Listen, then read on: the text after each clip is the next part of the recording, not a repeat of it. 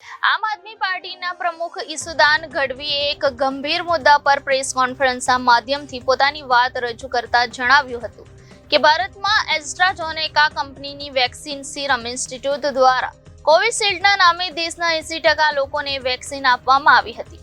Vaccine બનાવનાર કંપનીએ માન્યું કે આ વેક્સિનને કારણે લોહીના ગાંઠા બની જાય છે, હાર્ટ એટેક આવે છે, બ્રેઇનમાં તકલીફ થાય છે અને બીજી ગંભીર આડઅસરો પણ થાય છે.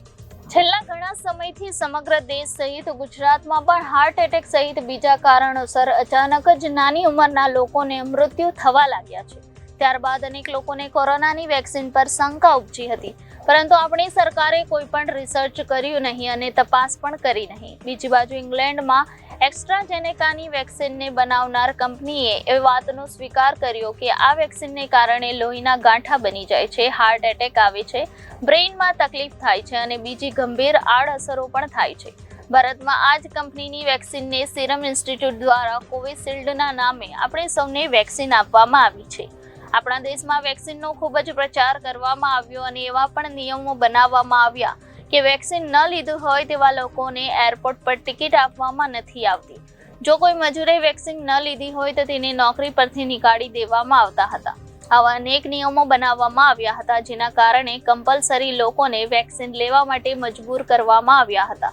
કેન્દ્રની ભાજપ સરકારે સીરમ ઇન્સ્ટિટ્યૂટને કરોડો વેક્સિનના ડોઝનો ઓર્ડર આપ્યો હતો અને થોડા સમય બાદ જ્યારે આખો દેશ લોકડાઉનમાંથી પસાર થઈ રહ્યો હતો ત્યારે લોકો પાસે આવક ન હતી, ત્યારે સીરમ ઇન્સ્ટિટ્યૂટે ભાજપને 52.50 કરોડના ઇલેક્ટ્રોલ બોન્ડ દ્વારા ફંડ આપ્યું. અરદાર પૂનાવાલાની કંપનીની વેક્સિનનો પ્રચાર ખૂબ જ કરવામાં આવ્યો હતો અને દેશના 80% લોકોએ કોવિશિલ્ડ વેક્સિન આપવામાં આવી હતી અને છેલ્લા ઘણા સમયથી હાર્ટ એટેકના કેસો ખૂબ જ વધ્યા અને લોકોના સ્વજનો લોહીના ગાંઠા જામી જવાને કારણે મૃત્યુ પામ્યા. આપણે તેને કુદરતી મૃત્યુ સમજતા રહ્યા. હજુ આપણે વિચારી શકીએ છીએ કે કેટલા કરોડ લોકો પર જોખમ મંડરાઈ રહ્યું છે. માટે હું મોદી સરકારને 4 સવાલ કરવા માંગુ છું કે જ્યારે વેક્સિન આપવાની વાત આવી ત્યારે ભારતની કંપનીઓની જગ્યાએ શા માટે વિદેશી કંપનીઓ પર વિશ્વાસ મૂકવામાં આવ્યો અને શા માટે તેમનો પ્રચાર કરવામાં આવ્યો? કોવિશિલ્ડના કરોડોના ઓર્ડર આપવામાં આવ્યા અને ભાજપને આપવામાં આવેલા 52 કરોડના ઇલેક્ટ્રોલ બોન્ડમાં શું કોઈ કનેક્શન છે? ઘણા સમયથી લોકો શંકા વ્યક્ત કરી રહ્યા છે કે વેક્સિનને કારણે લોકોને હાર્ટ એટેક આવી રહ્યા છે. તો શું આ બાબતે સરકારે કોઈ તપાસ કે રિસર્ચ કરી? અને ચોથો સવાલ એ છે કે ભારતમાં હાર્ટ એટેકથી જે લોકોના મૃત્યુ થયા છે તેમને વળતર માટે સરકારે કોઈ વિચાર કર્યો છે કે નહીં? જે પણ હાર્ટ એટેકથી મૃત્યુ થઈ રહ્યા છે તેની કોઈ જાંચ એજન્સી દ્વારા તપાસ કરવામાં આવી છે કે નહીં? આપણે જોયું કે નાના બાળકો અને નવયુવાનો પણ રમતા રમતા કે બેઠા બેઠા મૃત્યુ પામ્યા છે. જરૂરી નથી કે તમામ લોકો વેક્સિનના કારણે મૃત્યુ પામ્યા હોય, પરંતુ જો આ કંપનીએ સ્વીકાર કર્યો છે કે આ વેક્સિનને કારણે હાર્ટ એટેક, બ્રેઇન સ્ટ્રોક જેવી ગંભીર આડઅસરો થાય છે, તો સરકાર આ બાબતે ખુલાસો કરે અને લોકોને જવાબ આપે. ત્યારબાદ આગામી સમયમાં આ મુદ્દે સરકારનો પ્લાન શું છે તે જણાવે. જ્યારે આખો દેશ મંદીમાં હતો ત્યારે લોકો નુકસાન કરી રહ્યા હતા, ત્યારે વેક્સિન વેચનારી સીરમ ઇન્સ્ટિટ્યૂટ કંપની નફો કરી રહી હતી અને આ કંપનીએ પોતાના નફામાંથી ભાજપને ઇલેક્ટ્રોલ બોન્ડ દ્વારા 52 કરોડ રૂપિયા આપ્યા. આ ખૂબ જ દુઃખદ બાબત છે અને ગુજરાતની જનતાએ આ તમામ બાબતોને જાણવાની જરૂર છે. આજે ઘણા સમયથી આપણા ગુજરાતમાં અને દેશભરમાં નાની ઉંમરના બાળકો, નાની ઉંમરના યુવાનો પણ હાર્ટ એટેકના કારણે કે વિવિધ કારણોના કારણે જે અચાનક ડેથ થતી હતી, ત્યારે બધાને એક રસીને લઈને, કોરોના રસીને લઈને શંકા ઉપજી હતી. પણ કમનસીબ કે આપણી સરકારે કોઈ રિસર્ચ કર્યું નથી કે ના એની તપાસ કરી કે ન એમના કોઈ નમૂના લીધા. પરંતુ કોરોના વેક્સિન બનાવનાર એસ્ટ્રાઝેનેકા કંપની અને જે આપણા દેશમાં કોવિશિલ્ડ નામે સીરમ જે કંપની હતી, કોવિશિલ્ડ રસીના નામે તમને ને મને જે રસી લગાડવામાં આવી છે, એ એસ્ટ્રાઝેનેકા કંપનીએ બ્રિટનની કોર્ટમાં આ મામલે કેસ થયો અને એમાં એમણે સ્વીકાર કર્યું છે કે હા, આ રસીના કારણે લોહીના ગાંઠા થાય છે, હાર્ટ એટેક આવે છે, બ્રેનની તકલીફ થાય છે, એના કરતાં ગંભીર આડઅસરો થાય છે. ત્યારે સૌથી મોટો સવાલ એ થાય છે કે ભારતમાં જે આ સીરમ ઇન્સ્ટિટ્યૂટ દ્વારા આપણે ખૂબ બધો પ્રચાર પ્રસાર કરવામાં આવ્યું. કોરોના રસી મજૂરો ન લઈ જાય તો એને કંપનીમાંથી કાઢી નાખવામાં આવે. કોઈ વ્યક્તિ રસી ન લીધી હોય તો એને એરપોર્ટ પર પણ ન જવા દેવામાં આવે, એની ટિકિટ પણ કન્ફર્મ ન થાય. એ રીતે કમ્પલસરી કોરોના રસી આપણે લગાવડાવી.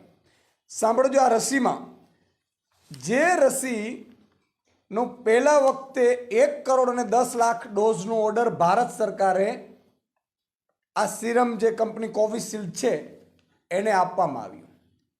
ત્યારબાદ એ 10 કરોડ ટીકાકરણનો ઓર્ડર આપવામાં આવ્યો.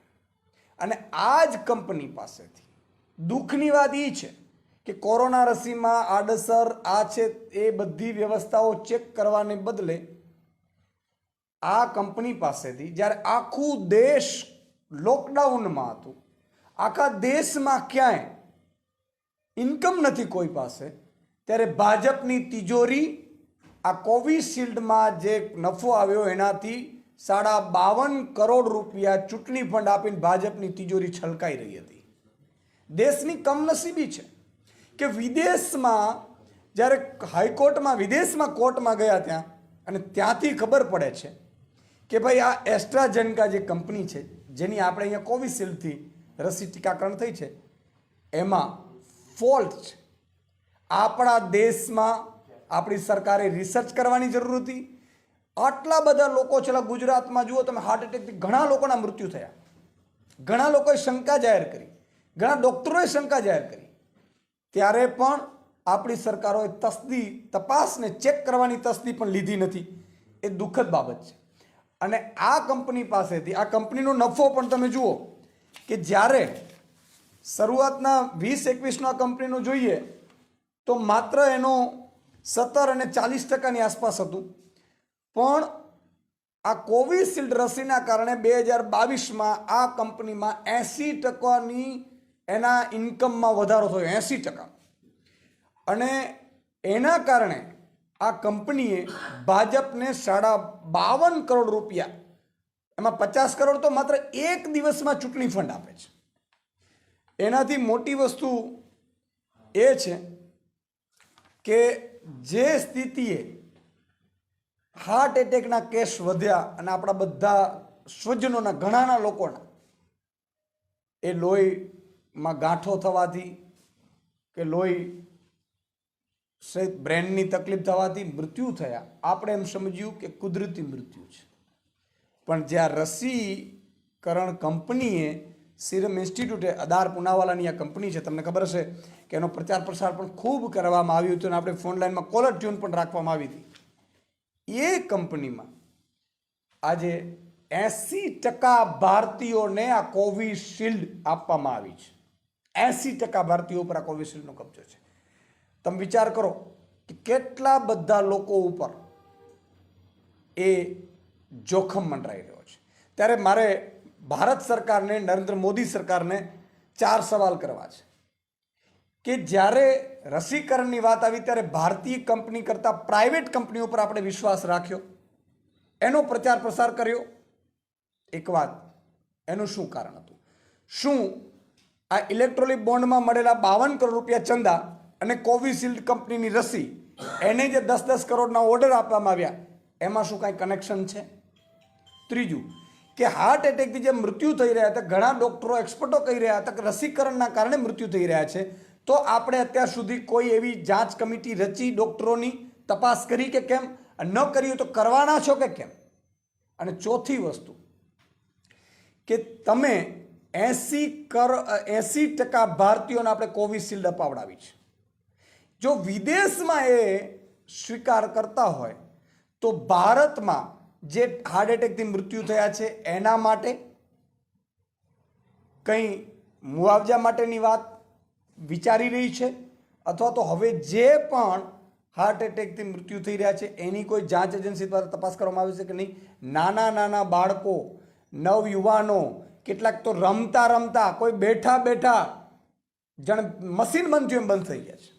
જરૂરી નથી કે બધા એના કારણે શકે, પણ આ સ્વીકાર્યું છે કંપનીએ કે આડઅસર છે ને. સૌથી વધુ આડઅસર કાર્ડિયક એરેસ્ટની વાત છે, આ બ્રેનની ઇન્જરીની વાત છે, બીજી સાઈડ અસરોની વાત છે તો આ મામલે ભારત સરકાર ખુલાસો કરે. Reporter Arvind Rathod, Janadesh news, Surat.